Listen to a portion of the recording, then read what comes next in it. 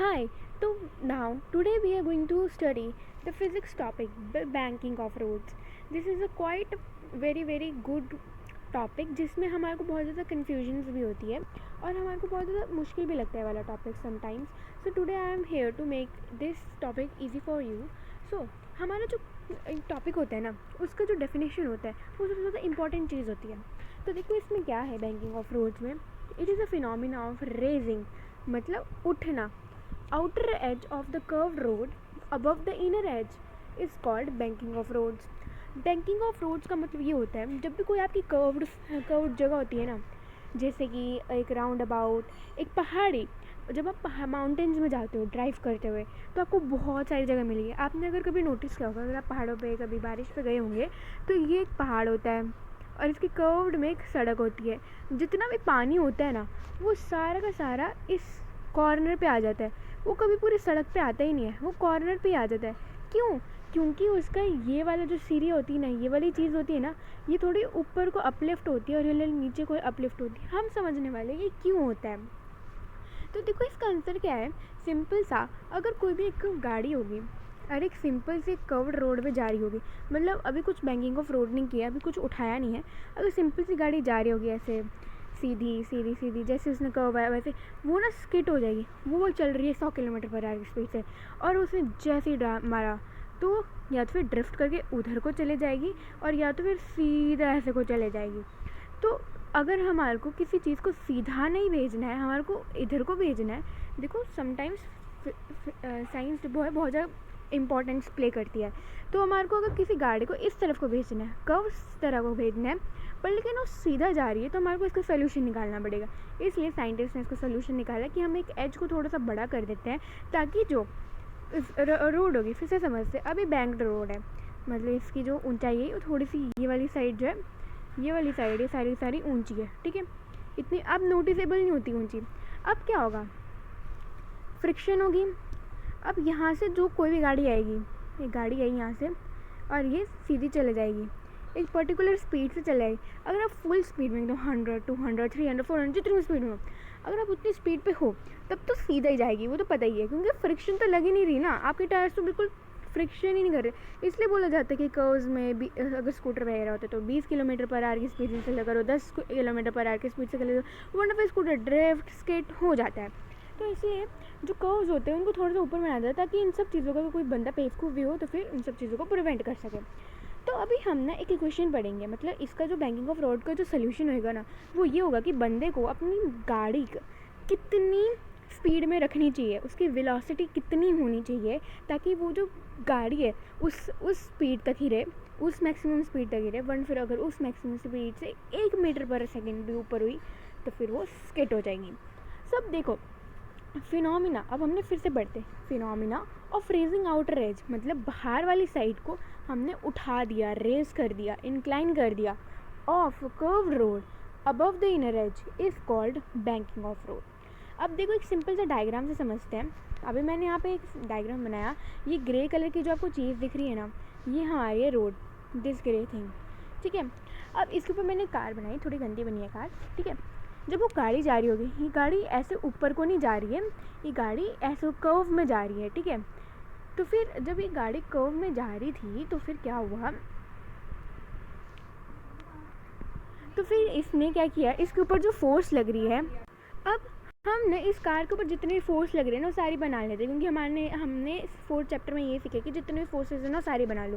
तो सबसे पहले ये जो कार है ना, ये इनर्ट कर रही है mg फोर्स, मतलब मास इंटू ग्रेविटी वाला फोर्स करेंगे. इसका भी कुछ मास है गाड़ी का, तो फिर वो.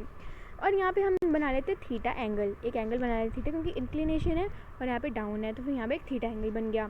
अब ये जो चीज़ है ना, ये हमारी लग रही है फ्रिक्शन, तो हमने फ्रिक्शन भी बना दी. अब यहाँ पे लग रहा है नॉर्मल रिएक्शन, तो हमने नॉर्मल रिएक्शन भी बना दिया. अब हम इस बॉडी का फ्री बॉडी डायग्राम बनाएंगे. जब हम इस पूरे के पूरे इसका फ्री बॉडी डायग्राम बनाएंगे ना, तो हमारा इसका फ्री बॉडी डायग्राम कुछ ऐसा बनेगा. रुको, इसको मैं कंप्लीट करके दिखाती हूँ. तो सबसे पहले हमारे पास वही सेम फोर्सेस जो हमने पहले बनाई थी, विच इज़ mg फोर्स, ये जो यहाँ पे लग रही है. 1 सेकेंड, ये गई यहाँ पे और ये हमारी लगी mg फोर्स. ठीक है, फिर उसके बाद हमारे पास क्या लग रहा है, नॉर्मल. जो नॉर्मल चीज़ें है ना वो बना लेती हूँ, मतलब normal forces, not a normal reaction. फिर उसके बाद हमारी फ्रिक्शन भी लग रही है।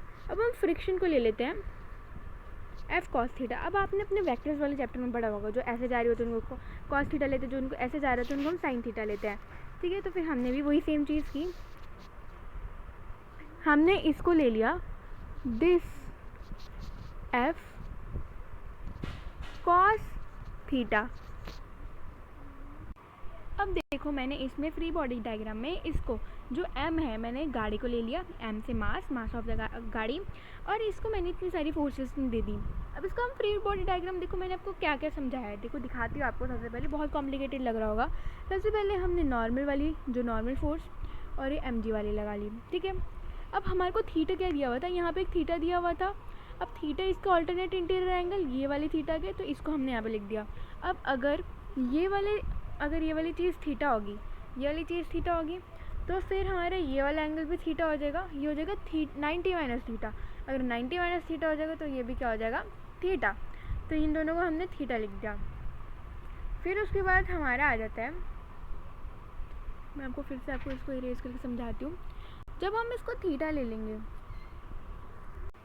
अब हमारे यहाँ पे एन थीटा ले लेंगे, तो फिर इसके बाद हमारे यहाँ पे आ जाते हैं नॉर्मल, और यहाँ पे हम ऊपर ले जाते हैं एन कॉस थीटा। अब आपको पता ही है ये अगर थीटा है, ये हमारे पास 90 बन जाएगा, तो ये एन कॉस थीटा हो जाएगा, और ये यहाँ पे एन ये वाला, ये देखो ये मैंने थोड़ा सा टेढ़ा किया ताकि आपको डिफ्रेंशिएट करवा लो एफ और ये, तो ये बन जाएगा एन साइन थीटा।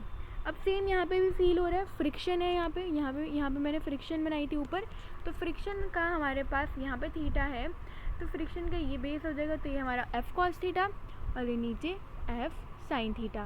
तो ये सारा का सारा हमारा इतना ही होएगा। अब देखो, अब हम इसी को ही यूज़ करके हम यहाँ पे हमारा फॉर्मूला निकालेंगे। अब एक चीज़ अंडरस्टैंड करो कि हमारी जो कार है ना वो मतलब एक रोड है। देखो अब मैंने आपको एक डेफिनेशन लिखी, there is no acceleration along Y axis.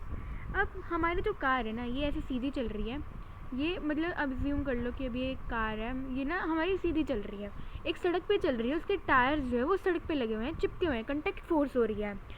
पर लेकिन हमारी जो गाड़ी है ना वो ऐसे नहीं चल रही सड़क में। सड़क है, कभी ऊपर जा रही है, फिर नीचे आ रही है, फिर ऊपर जा रही है, फिर नीचे आ रही है, ऐसे नहीं हो रहा, ठीक है। हमारी गाड़ी एक पर्टिकुलर फोर्स में कांटेक्ट में है हमारी रोड से, ये हवा में नहीं आ रही, फिर नीचे आ रही है, फिर हवा में जा रही है, फिर नीचे आ रही है, ये नहीं हो रहा। तो हमने इसलिए यहाँ पे लिखा कि there is no acceleration along Y axis. अगर हमारी वाई एक्सिस के अलोंग कोई एक्सेलरेशन नहीं होगी जो, तो फिर हमारा जो एन होगा, नॉर्मल रिएक्शन होगा, वो इक्वल होगा हमारे एम जी से, ठीक है। हमने पहले भी पढ़ा था जो नॉर्मल रिएक्शन है हमारे एम जी के इक्वल होगा, ठीक है। ये देखो यहाँ पे हमारा नॉर्मल रिएक्शन ये हमारे एम जी के इक्वल होगा। अब यहाँ पे आपको एक बहुत अच्छी चीज़ समझाती हूँ। सी, जब हमारे पास पहले डायग्राम्स होते थे तो फिर उसमें ऐसे होता था, एक फोर्स हो रही होती थी, एन हो रही होती थी, और इसके नीचे हमारे एम जी हो रही होती थी, हम इसमें लिख देते N equal to M G, तो फिर हम नॉर्मल एम वगैरह निकाल लेते थे, सिंपल। पर लेकिन हमारे पास यहाँ पर थीटा आ गया है, तो थीटा के साथ हमारे पास बहुत सारे कॉस भी लगेंगे, ट्रिग्नोमेट्रीज भी लगेगी, राइट। तो फिर हमारे यहाँ पे अगर हमारा नॉर्मल रिएक्शन एम जी के इक्वल है, तो फिर एन कॉस थीटा हमारे M G plus F sine theta के भी इक्वल होगा। क्यों? क्योंकि एम जी और एफ साइन थीटा नीचे लाई कर रहे हैं, तो फिर एन कॉस थीटा भी इनके इक्वल हो जाएगा, ठीक है। तो हम इसको बस हैंड रिटन फॉर्म में लिख लेते हैं। सी, तो हमने इसको एक इक्वेशन की फॉर्म में लिख दिया कि जो एन कॉस थीटा है वो M G plus F sine theta के इक्वल है। सो एफ मतलब फ्रिक्शन, एम जी हमारे पास जो नीचे जो गाड़ी लग रही थी वो नीचे फोर्स एक्सर्ट कर रही थी, और N cos theta normal reaction, ठीक है। अब हमारे पास इतना तो आ गया, sorry this is not erasing, ठीक है। अब हमारे पास इतना तो आ गया। अब हमारे को बस एक चीज़ समझने की कोशिश करनी है कि अगर हमारी एक गाड़ी है, चलो एक राउंड अबाउट बनाते हैं, ठीक है। राउंड अबाउट पता है आपको, चौंक, ठीक है, जिसके आसपास गाड़ियाँ, अगर यहाँ से कोई गाड़ी आती है वैसे घूम कर जाती है और यहाँ पे जाती है, ठीक है, इस डायरेक्शन में जाती है। तो अगर हमारी कोई गाड़ी ऐसे को जा रही है, यहाँ से आ रही है, फॉर एग्ज़ाम्पल अगर कोई गाड़ी यहाँ से आ रही है तो वो यहाँ से आएगी और यहाँ पे जाएगी। अब उसका यहाँ पे क्या बना, यहाँ पे उसका कर्व बना, अब कर्व में क्या बना उसका, बैंकिंग ऑफ रोड, ठीक है, बैंकिंग ऑफ रोड यहाँ पे ऐसे बन गया उसका, रोड रोड रोड, ठीक है, बैंकिंग ऑफ रोड। अब वो जब इस पर्टिकुलर पॉइंट पे होगी गाड़ी, यहाँ पे होगी, तो उसका यहाँ पे सेंट्रीपिटल फोर्स लग रहा होगा, राइट। देखो अगर आप किसी स्टोन को ऐसे घुमाते हो घुमाते हो घुमाते हो घुमाते हो, ये for example let me show you, ये आपका हाथ है और इसको आपने एक थ्रेड है और थ्रेड को आपने स्टोन से बांधा हुआ है। जो स्टोन है आप उसको हाथों को कंटिन्यूसली ऐसे ऐसे ऐसे ऐसे सर्कुलर मोशन में घुमाए जा रहे हो और वो स्टोन भी ऐसे ऐसे करके घूम रहा है, ठीक है। जब वो स्टोन घूम रहा होगा तो फिर आपके जो हाथ का रेडियस, ये जो जितना ये वाला रेडियस है, आपने पिछले सर्कुलर मोशन पढ़ा है ना जिसमें हमने ओमेगा वगैरह बहुत कुछ किया था, जिसमें हमने mv² r वाला निकाला था, वही सेम चीज़ हमारे यहाँ पे लिखने वाले, बस थोड़ा सा मॉडिफिकेशंस करके, राइट। तो हमारे यहाँ पे सेंट्रीपिटल फोर्स लग रही थी, सेंट्रीपिटल फोर्स में हमारे पास आर लग रहा था यहाँ पे। तो जब गाड़ी यहाँ पे होगी तो गाड़ी के ऊपर भी एक सेंट्रीपिटल फोर्स लगी होगी, ऐसे घूम रही है, वो भी यहाँ से घूम कर आ रही है, तो उसके यहाँ पे वो जो राउंड अबाउट का सेंट्रीपिटल फोर्स एंड रेडियस कुछ लग रहा होगा, ठीक है। तो वही सेम चीज़ हम यहाँ पे देखने की कोशिश करते हैं। जब हमारी गाड़ी ऐसे घूम रही थी तो उसके ऊपर राउंड अबाउट लग रहा था, राउंड अबाउट का सेंट्रीपिटल फोर्स लग रहा था। सेंट्रीपिटल फोर्स का फॉर्मूला क्या होता है? सेंट्रीपिटल फोर्स का फॉर्मूला होता है mv²/r, ठीक है। बस हमारे को इतना ही करना था। अब हमारे को एक और चीज़ समझते हैं, इस वाले इक्वेशन को हम लेट कर लेते हैं इक्वेशन 1, ठीक है। अब देखो यहाँ पे मैंने एक चीज़ लिखी है, सबसे पहले एक और चीज़ समझते हैं, ये बहुत ज़्यादा अच्छी चीज़ है। देखो मेरे पास एक identity tan a + b, tan a + tan b 1 - tan a tan b, ठीक है। ये वाली जो आइडेंटिटी है ना, ये आपके फॉर्मूला का कुछ बनेगी, मतलब हमारी ये जो आइडेंटिटी यूज़ नहीं होगी हमारे फार्मूला में, पर जो हमारा फार्मूला आएगा ना वो कुछ इस फॉर्म में आएगा। अब अगर हमारा फार्मूला कुछ इस फॉर्म में आएगा तो फिर हम आसानी से हम लर्न कर सकते हैं अपने फार्मूला को। कितना इजी हो जाएगा ना जब हमारा फार्मूला किसी आइडेंटिटी से रिलेट करता होगा और आइडेंटिटी हमारे को लर्न होगी। मैंने पिछले वीडियोज़ में आपको आइडेंटिटीज़ भी करवाई है, ठीक है। तो फिर ये हमारी आइडेंटिटी का पार्ट हो गया।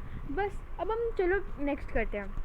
हमारे पास अब देखो मैंने लिखा है एक कार है, वो मूव कर रही है स्पीड b से, b की एक स्पीड है उससे मूव कर रही है along a circular path radius r। अभी मैंने आपको समझाया, उसका रेडियस होगा, उसकी स्पीड होगी, राइट, और उसका फॉर्मूला क्या हो गया mv², ठीक है। अब हम यहाँ पे फिर से आ जाते हैं डायग्राम में हमारे। अब यहाँ पे हमारे पास n sin थीटा और f cos थीटा, जो ये दोनों होंगे ना, ये हमारे रेडियस और हमारे उसकी वेलोसिटी का काम करेंगे। अब देखो हमारा ये साइन थीटा यहाँ पे है, थीटा। अब हमारे पास ये जो दो फोर्सेस है ना, हमारे पास दो फोर्सेस है, जब एक गाड़ी मूव कर रही होगी फ्रिक्शन की तरफ को है ये दोनों फोर्सेस, जब एक गाड़ी ऐसे मूव कर रही होगी, ये जो फोर्स है तो बाहर को एक्सर्ट हो रही है, तो ये क्या आएगा n sin थीटा और f cos थीटा। तो हमारे n sin theta plus f cos theta mv²/r के इक्वल होगा, मतलब सेंट्रीपिटल फोर्स के इक्वल होगा। तो हम सेम डेफिनेशन यहाँ पे लिख लेते हैं, दैट इज हमने ये लिख लिया कि n sin theta plus f cos theta is equal to mv²/r। अब हमारे को पता है अकॉर्डिंग, ये सारी की सारी चीज़ें आपको अपनी डेरिवेशन में लिखनी होगी कि हमारी डेरिवेशन ऐसे क्या कैसे आई है। According to law of limiting friction,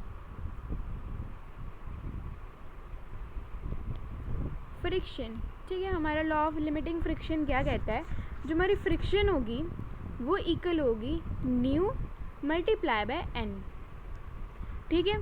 इसको हम अपनी इक्वेशन 3 दे देते हैं। अब आप सोच रहे हो कि हमने क्यों लिखा है, किस लिए लिखा है।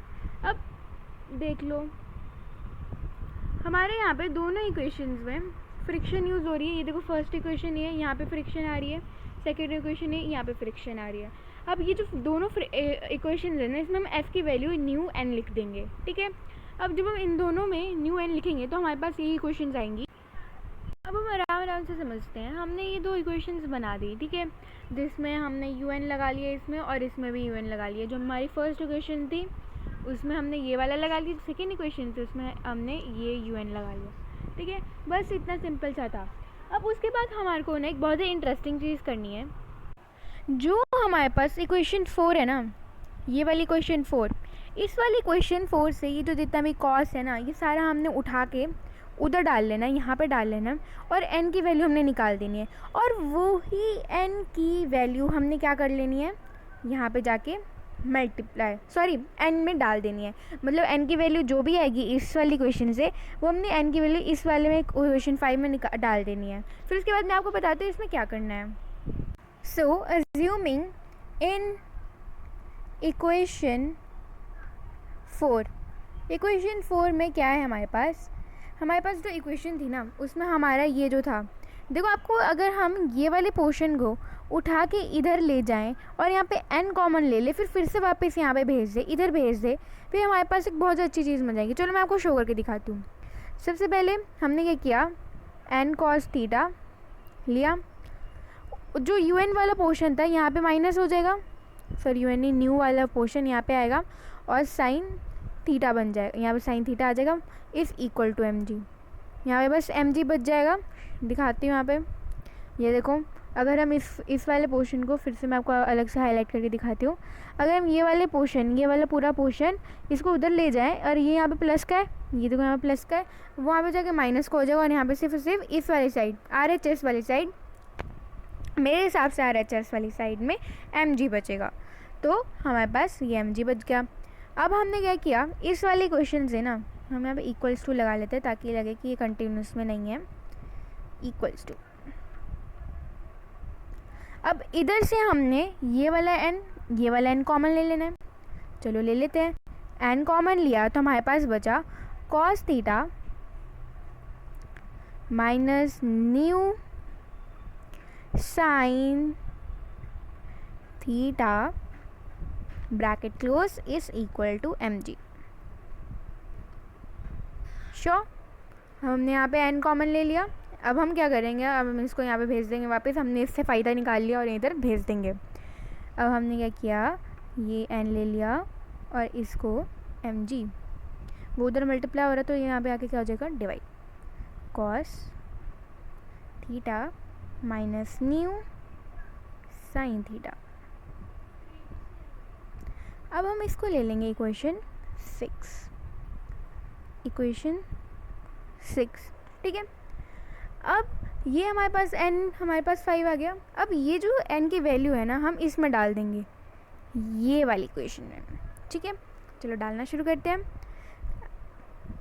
यहाँ पे लिख दो, आप लिखना, हर एक स्टेप में कुछ ना कुछ लिखना होता है ताकि टीचर को लगे चीटिंग नहीं किया है। n 6 in 5, ठीक है। अब हमारे पास हमने n की जगह डाला ये c, हम ना इक्वेशन नंबर 5 को पहले सिंप्लीफाई कर देंगे, ठीक है।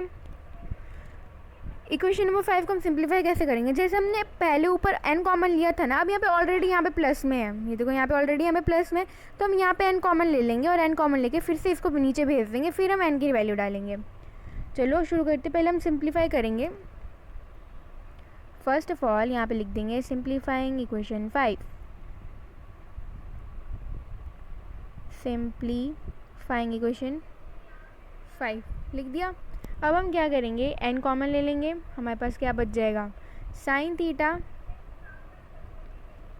Plus mu cos theta, m is equal to mv² r, ठीक है। इसको हमने सिंप्लीफाई कर लिया, n कॉमन ले लिया हमने, इससे sine theta new cos theta बचा। अब इसको हम यहाँ पे ले जाएंगे, ठीक है। n इक्वल्स टू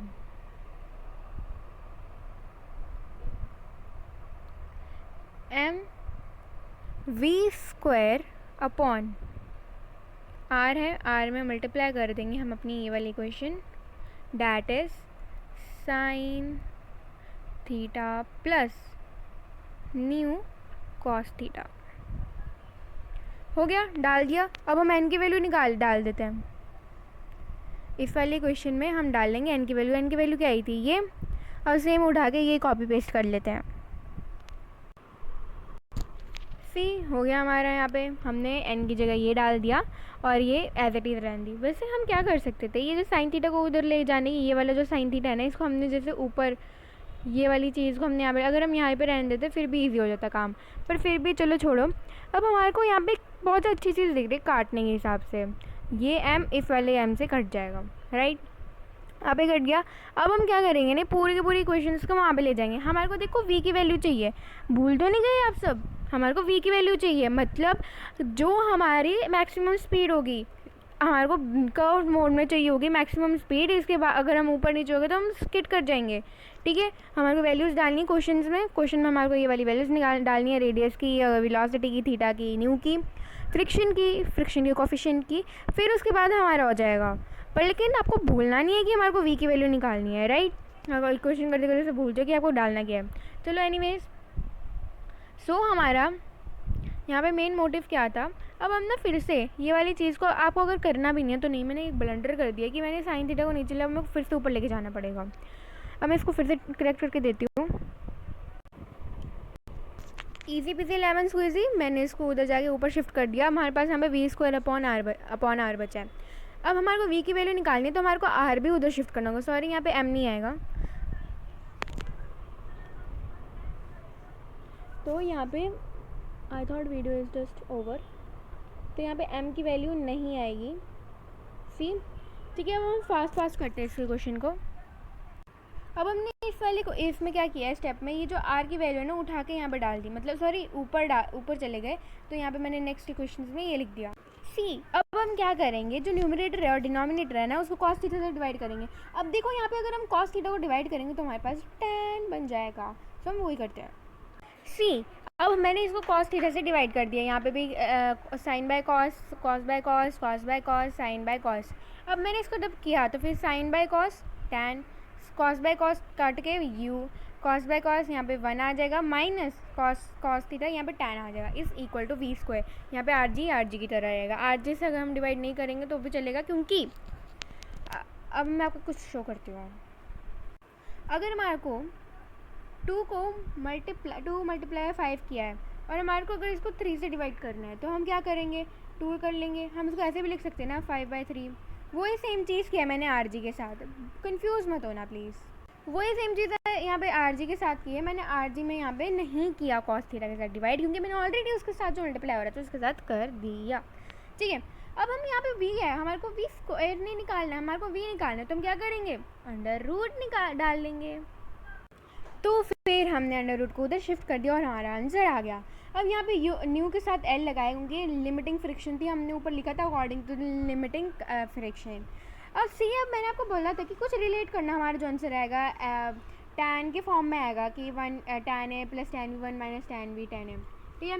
तब देखो यहाँ पे मैं दिखा देती हूँ आपको क्या है, हमारे पास tan a plus tan b 1 minus tan a tan b, वही सेम चीज़ यहाँ पे भी दिखा देती हूँ, tan a plus tan b 1 minus tan a tan b। तो आप इस आइडेंटिटी से ये भी लर्न कर सकते हो, क्योंकि हमारा ये जो है इसी से आ रहा है। अब कुछ लिखो, ख़त्म नहीं हुई हमारी ये क्वेश्चन पेपर पे बिल्कुल भी मत लिखना, बस मैं आपको अंडरस्टैंडिंग के लिए बता रही हूँ कि ये हमारी मैक्सिमम स्पीड होगी जो हमने भी निकालना, वरना फिर इसके बाद हमारी जो कार है वो स्किट हो जाएगी। सो अब मैं आपको पूरे का पूरा ओवरव्यू दे देती हूँ हमारे इस पूरे हमने क्या किया इसमें। तो सबसे पहले हमारे पास बैंकिंग ऑफ रोड्स था, हमने इसकी डेफिनेशन पढ़ी कि it is a phenomena of raising outer edge of the curved road above the inner edge called banking of roads. हमने इसकी डायग्राम बनाई, इसके बाद हमने कार का डायग्राम बनाया जिसमें हमने जितनी फोर्सेस थी वो सारी एक्ट की, ठीक है, जितनी फोर्सेस थी उसमें हमने वो सारी सारी एक्ट करने को सिखाई, सॉरी। फिर उसके बाद हमने इसका फ्री बॉडी डायग्राम बनाया जिसमें हमारे पास जो एम था उसमें हमने सारी फोर्सेस लगाई, N cos theta, N F friction वाला, इसका साइन थीटा। हमारे को हमने पहले वाले चैप्टर में पढ़ा था कि जो नीचे वाला होगा सी, ये वाली और ये वाली, हमारे पास एक्स एक्सिस वाई एक्सिस होती है, तो एक्स एक्सिस में हमारा क्या लगता है कॉस थीटा और वाई एक्सिस में लगता है साइन थीटा। तो हमने ये सेम चीज़ें की है, यहाँ पे थीटा था, इधर हमारा थीटा दिया हुआ था, ठीक है, तो थीटा की हेल्प से हमने यहाँ पे इधर भी थीटा निकाल दिया, 90 माइनस थीटा यहाँ पे हो गया, तो यहाँ पे भी थीटा हो गया। तो इससे हमने N cos theta is equal to M G plus F sine theta कर लिया। सी, मैंने आपको ये भी बताया था कि a प्लस बी वाली आइडेंटिटी याद रखना, अब मैथ्स में भूल जाना पर इसमें याद रखना, क्योंकि इसी से ही हमारी डेरिवेशन निकलेगी, मतलब यूज़ नहीं होगी। अब हमारे को इन्होंने बताया था कि कोई एक्सलरेशन नहीं होगी वाई एक्सिस में, कार ऊपर नीचे नहीं होगी, कार सीधी जाएगी। तो हमारे पास N cos theta is equal to M G plus F sine theta, हमारी इक्वेशन 1 होगी। फिर दूसरे क्वेश्चन में हमने ये बताया था जो कार है वो मूव कर रही है बी स्पीड से along a circular path of radius are.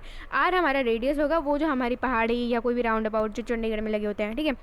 सो हमारे यहाँ पे उन्होंने बताया कि N sine theta plus F cos theta M V square होगा, सेंट्रीपिटल फोर्स लग रहा है, अभी तो पता है जो रेडियस था उसको सेंट्रीपिटल फोर्स लग रहा है, यहाँ पे कार्य चल रही है according to limiting friction law. इसमें हमारे पास एफ क्या हो जाएगा, mu multiply by N reaction.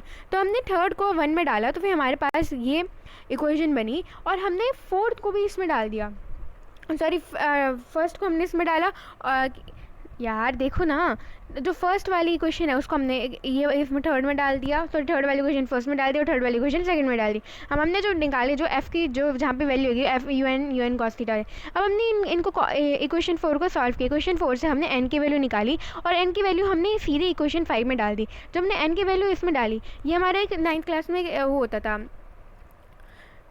छोड़ो, सब्स्टिट्यूशन मेथड होता था, ठीक है, सब्स्टिट्यूशन मेथड समझ लो। अब हमने एन डाला, इसमें एन की वैल्यू हमारे पास ये आ गई, हमारे पास ये थी, हमने एम वी और ये डाला, हमने इसको एम से एम कट कर दिया, आर को हमने ले दी, ये वाला बटन डबल करना कि हाँ आप फिर से इसको नीचे ले आओ, उधर ही रहने देना। फिर हमने जी ये जो आर थे इसको ऊपर भेज दिया और इससे हमें वी की वैल्यू निकाली, हमारे को वी स्क्वायर की वैल्यू निकालनी थी, वी की वैल्यू निकालनी थी। तो हमारा ये कुछ अतरंगा सा आ रहा था, हमारे को बस एक इसमें चाहिए थी, क्योंकि हमारे को बहुत सारी थीटा याद करने की जरूरत नहीं, बस साइन का 30 करते, कॉस का 30 करते, इससे अच्छा हमने टैन से डिवाइड कर लिया, सॉरी कॉस से डिवाइड कर लिया। कॉस से जब हम डिवाइड किया साइन को कॉस से तो फिर आया टैन, और कॉस को कॉस से किया तो फिर 1 आ जाएगा, फिर न्यू आ जाएगा, और कॉस से कॉस को डिवाइड करें तो 1, फिर 1 minus sine theta cos theta 1। अब हमने इसको आर जी को क्या लिखा, theta plus new 1 minus new tan theta. ये हमारी आइडेंटिटी बन गई, tan A tan B 1 minus tan A tan B. अब यहाँ पे वी स्क्वायर था, हमारे को वी निकालना, तो फिर इसका स्क्वायर यहाँ पे अंडर रूट जाके बन गया, और ये हमारा बैंकिंग ऑफ रोड्स का इक्वेशन बन गया। सो ये हमारी वेलोसिटी होगी। आपको कोई भी क्वेश्चन दिया होगा उसमें आपको थीटा दिया होगा, लिमिटिंग न्यू दिया होगा, कोफिशिएंट दिया होगा, आर जी दिया होगा, जी तो आपको पता ही है 10 या 9.8 होता है, ठीक है, हमारा ये दिया होगा, और हमारा आंसर इससे इक्वेशन से बहुत आसानी से आ जाएगा। सो नेक्स्ट वीडियो में आपको इसके कुछ क्वेश्चंस करवाऊंगी जो बहुत ज़्यादा इजी होने वाले हैं, अच्छे से करवाऊंगी। अभी मैंने इसकी डेरिवेशन करवाई है, ये बहुत ज़्यादा इंपॉर्टेंट है, ये 4 मार्क्स में बहुत ईजी से आ सकती है। Thank you and have a nice day, bye.